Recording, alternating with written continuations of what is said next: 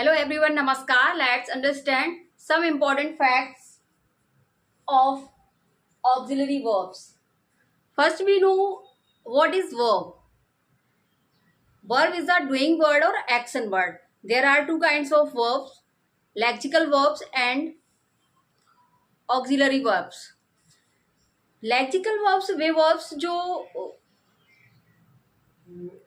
जिन्हें पांच वर्ब की फर्स्ट, सेकंड तथा फोर्थ, थर्ड, फोर्थ तथा फिफ्थ फॉर्म के रूप में यूज किया जाता है, जैसे write, wrote, writing, written, writes.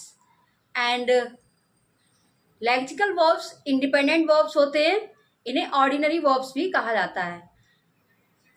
And second is auxiliary verbs. Auxiliary verbs there are three kinds of auxiliary verbs: modal auxiliary, primary auxiliary, to be, to have and to do. And second is modal auxiliary verbs, जैसे can, could, may, might, shall, should, will, would are called modal auxiliary verbs. And third is marginal auxiliary verbs. Marginal auxiliary verbs जैसे dare, need, ought are called marginal auxiliary verbs. Let's understand some important facts of auxiliary verbs with the help of these sentences.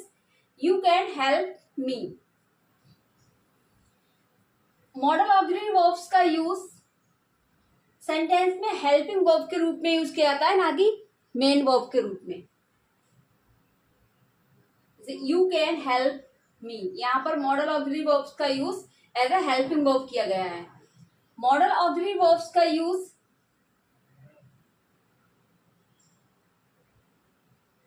Five forms के रूप में नहीं होता है, यानी जो model auxiliary verbs होता है उसकी एक ही फॉर्म होता है, किसी भी नंबर, पर्सन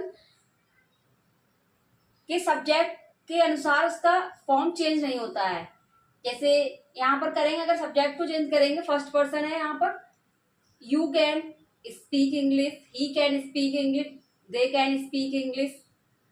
तो यहाँ पर नंबर और पर्सन के अकॉर्डिंग मॉडल ऑक्सिलरी वर्ब्स का फॉर्म चेंज नहीं होता है, एक ही फॉर्म में यूज किया जाता है। I can go, auxiliary verb generally main modal auxiliary verbs के बाद first form of main verb का यूज किया जाता है। तो यहाँ पर ये मॉडल ऑक्सिलरी कैन का यूज किया गया है, और गो क्या है, first form of main verb का यूज किया गया है। यहाँ पर इन्फिनिटिव विथ टू का यूज नहीं किया जाता है। Next is we ought to help the poor. Ought और यूज्ड के बाद इन्फिनिटिव विथ टू का यूज किया जाता है, जैसे we ought to help the poor, he used to walk in the morning. Need तथा डेयर के साथ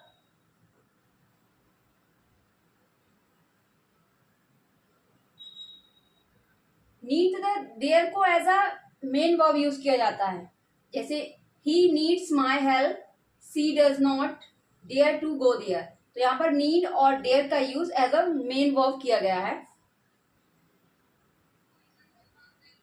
ही इज टेकिंग कॉफी।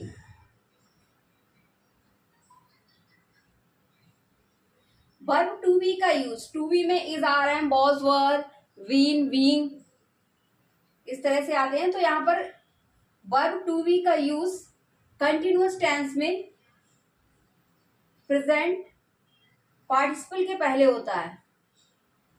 यहाँ पर इज का यूज प्रेजेंट कंटिन्यूअस टेंस में present participle form of verb के पहले किया गया है। A letter was written by me. Verb to be का यूज पैसिव वॉइस में मेन वर्ब की थर्ड फॉर्म यानी past participle form of verb के पहले होता है, जैसे अ लेटर वॉज, यहाँ पर टू बी यानी is, are, am, was, were, तो यहाँ पर वॉज का यूज रिटन यानी third form of main verb के पहले किया गया है। समर इज गोन।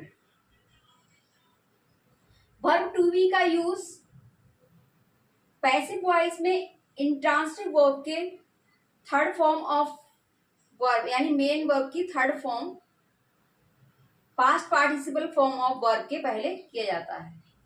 तो यहाँ पर गोन क्या है, मेन वर्ब की थर्ड फॉर्म यानी past participle form of verb, and इस क्या है, to be, is, are, am, was, were. तो इसका मेन वर्ब की थर्ड फॉर्म से पहले टू बी का यूज किया गया है।